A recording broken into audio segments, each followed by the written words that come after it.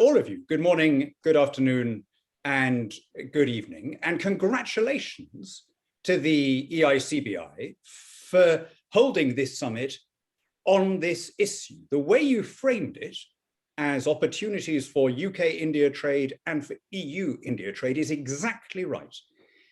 It's worth reminding ourselves that free trade is one of those things that enriches everybody. There are no losers. It shouldn't be competitive, right?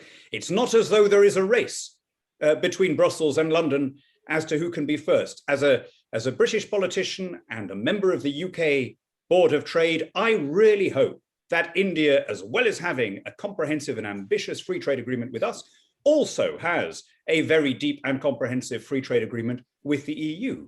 Why? Well, because it helps everybody. We want to have rich neighbors, right? We want the EU to succeed.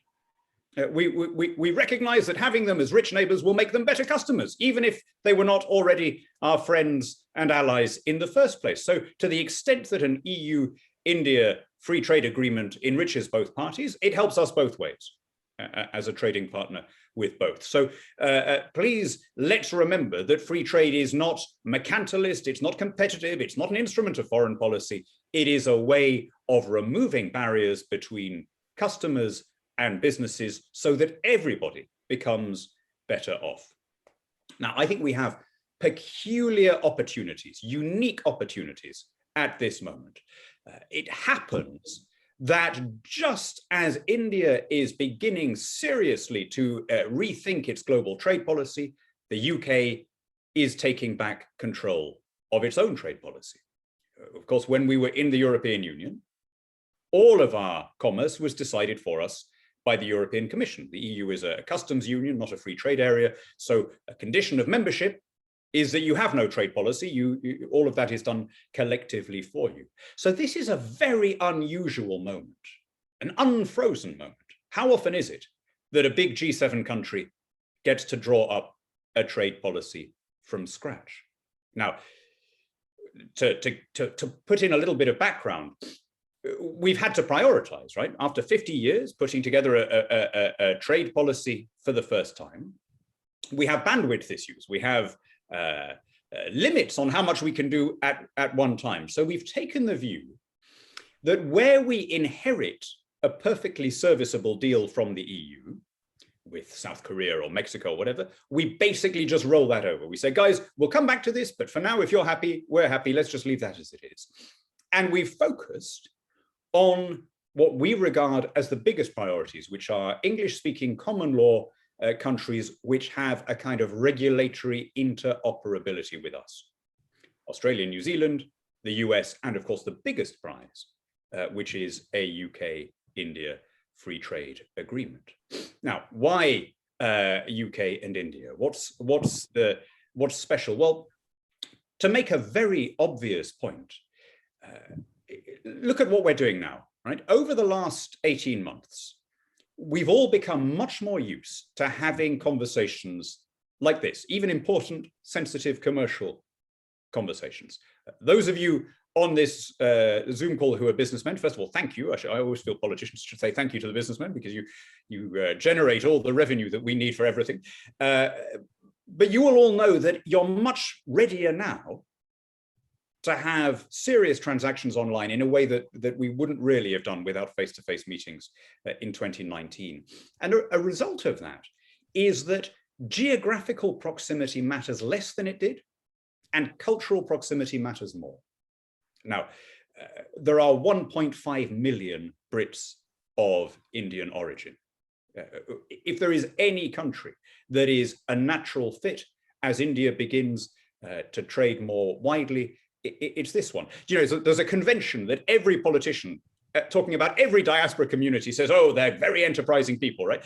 For once, that doesn't need saying. It's not just that our British Indian population is unusually entrepreneurial. It's that actually, if you look at the sort of the top 10 richest people in the UK, a great many of them are Indian nationals, right? So I don't need to kind of labor that point. But that, of course, does create natural networks, pre-existing networks based on mutuality of similar legal system. If two companies have a dispute, it'll be arbitrated in a way that they both understand.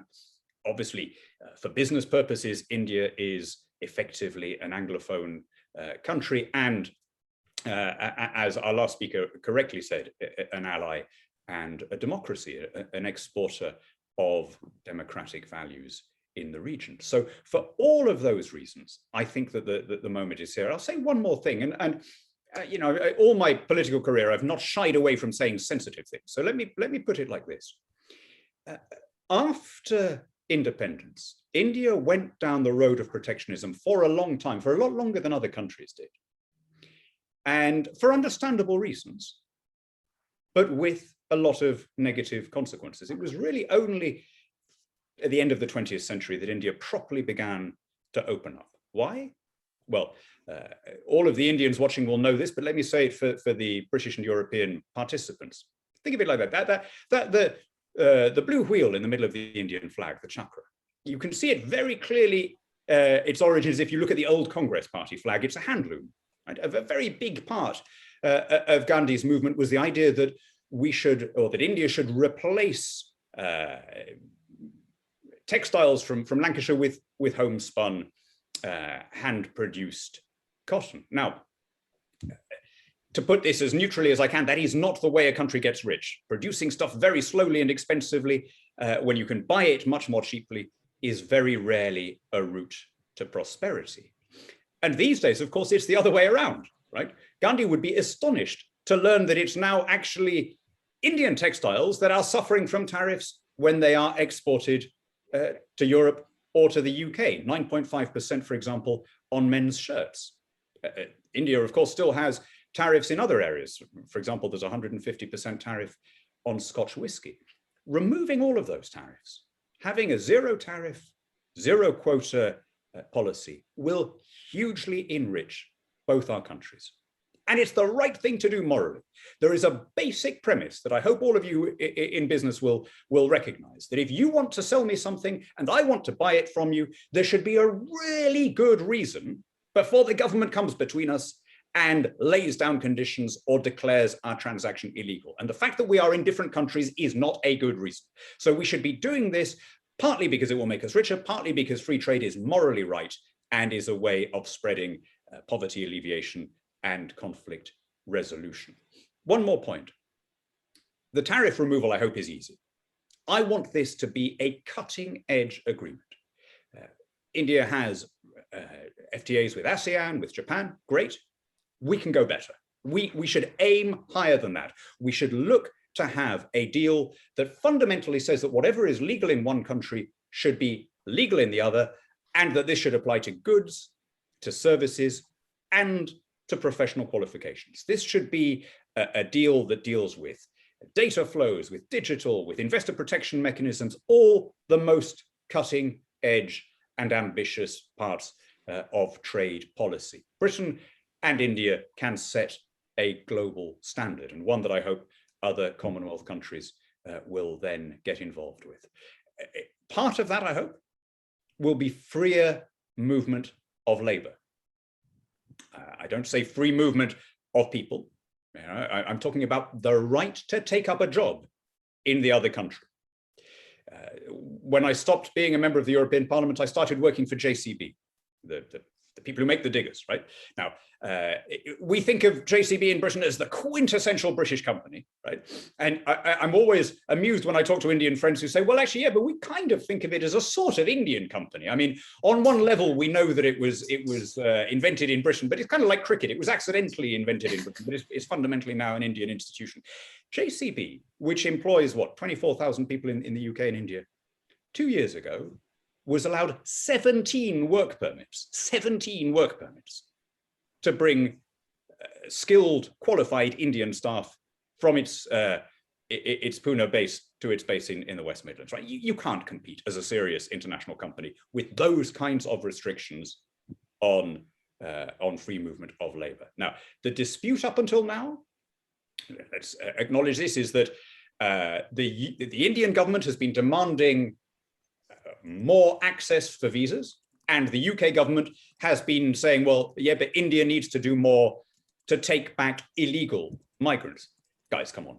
If there isn't the basis of a deal there, then politicians and diplomats are really bad at what they do. There is surely the makings of a mutually beneficial accord there that makes it easier for Indians to work legally in the UK, but harder for people to travel illegally. We must be able to agree something like that. And I hope that a UK-India deal encompassing freer movement will be not just an economic boon, but will revitalize and give a new impetus to the alliance of democracies.